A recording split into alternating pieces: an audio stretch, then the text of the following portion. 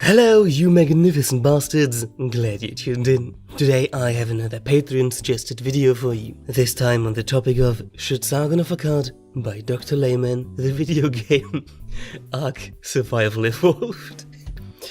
And I shit you not, this actually is a suggested topic by one of my patrons.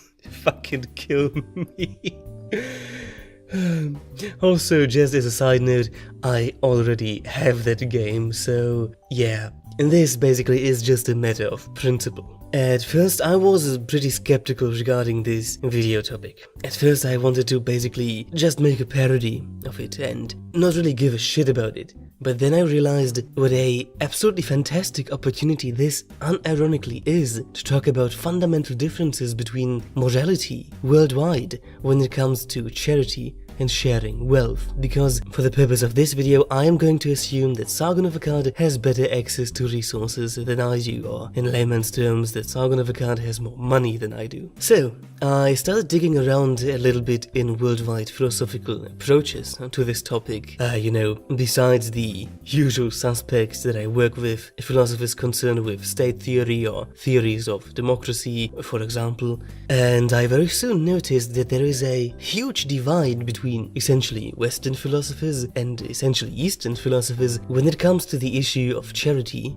and wealth inequalities. Some of the most influential social philosophers such as Rousseau, Hobbes, Montesquieu and Locke only really briefly touch upon the issue of wealth inequality, if at all, and really deal only implicitly with it. They are often concerned with issues such as the natural state of mankind, which somewhat implies wealth inequality, but it's really not directly concerned with the issue of wealth inequality, while Eastern philosophies, especially Chinese philosophies, are concerning themselves absolutely centrally with the issues of charity and wealth inequalities. To make all of this really simple, if Sargon of Akkad subscribed to Chinese philosophies, this video would basically be about 30 seconds long, and it would consist of my intro, my outro, and me saying, Sargon, buy me Ark, it's what Confucius would have wanted. But, well, sadly he does not subscribe to those philosophies. Well, at least not that I know. Okay, I reckon all of this might be going a little bit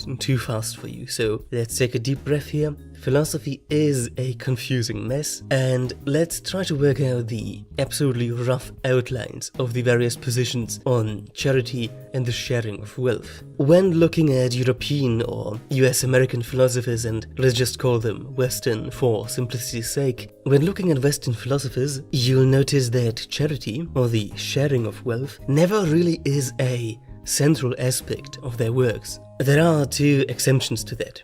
First, we have a really few very late philosophers, such as Karl Marx, who concern themselves almost primarily with the issue of redistributing wealth. And second, we have quite a few earlier philosophers who argue from a highly theological standpoint, essentially, for who the sharing of wealth and charity essentially is a form of Christian, or rather religious in general, virtue. And charity in this context would basically mean a divine, unconditional love for the entirety of mankind, and as such a directly unconditional sharing of wealth with mankind. A good example for this, for instance, would be Thomas Aquinas, or basically any of the ancient virtue philosophers. We will also find a good number of Western philosophers that are either implicitly or explicitly highly critical of wealth itself, for instance Nietzsche or Schopenhauer, but they never really argue for any kind of sharing of wealth or charity. When looking at the Chinese and to a certain extent Eastern Asian philosophers overall, let's just call those Eastern for simplicity's sake, you'll notice that charity and the redistribution of wealth is often absolutely central, not only for your personal virtues, but also for the well-being of society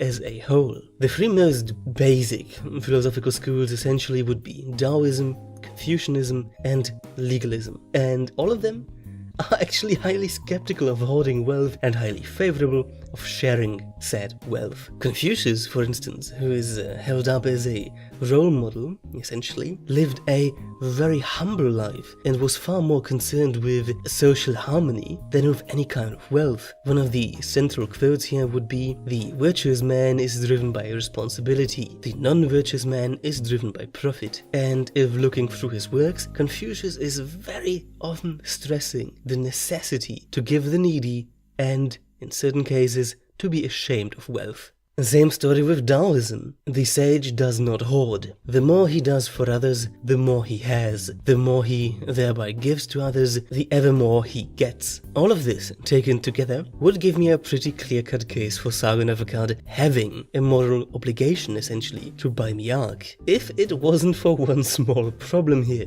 Sargon is not a Marxist. He is not religious, not Christian, that I know at least, and he does not subscribe to Chinese philosophies. Well, again, not as far as I know. So, all of those arguments would essentially be lost on him. There is, however, one philosopher that, and at this point, let's be honest, he's edgy baby's first philosopher and essentially a meme on the internet at this point, but there is one philosopher who may be able to give me both a good case and to be someone whose words Sargon will listen to. Niccolo Machiavelli. Contrary to what a lot of people think, Machiavelli wasn't evil and he never really was arguing for evil. In fact, he was arguing for being a virtuous person. Well, if the circumstances allowed it anyway. But also being able to throw away said virtue for the sake of keeping your rule and your state safe and stable. Here comes my case, so try to stick with me and, if necessary,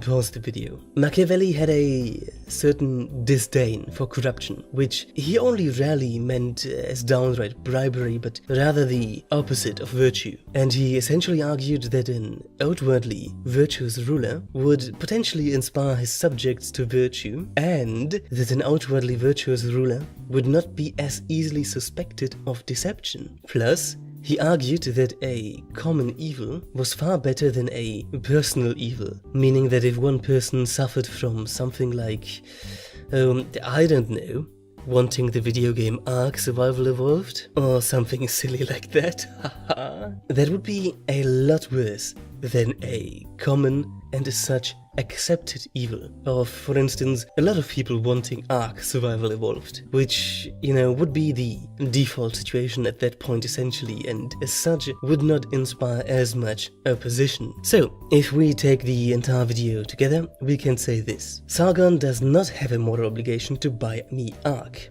Sadly, he doesn't. He would have if he'd subscribed to Christian, Marxist or Chinese philosophies, but, well, he doesn't, so too bad for me, I guess. But, with all that said, it would still be the smart thing to do. He not only would create the outside image of being a virtuous person and as such inspire more virtue on YouTube overall, something that we could use right now, he'd also be less suspect when doing shady shit. And he'd also get rid of this one personal evil for a actually laughably small cost. So, there you have it. Be sure to tweet and comment at Sargon with the hashtag #BuyLaymanArk. I am Dr. Layman. Keep in mind that I am not a philosopher and this video sent me to absolutely uncharted territories. And as always, Babylon prevails.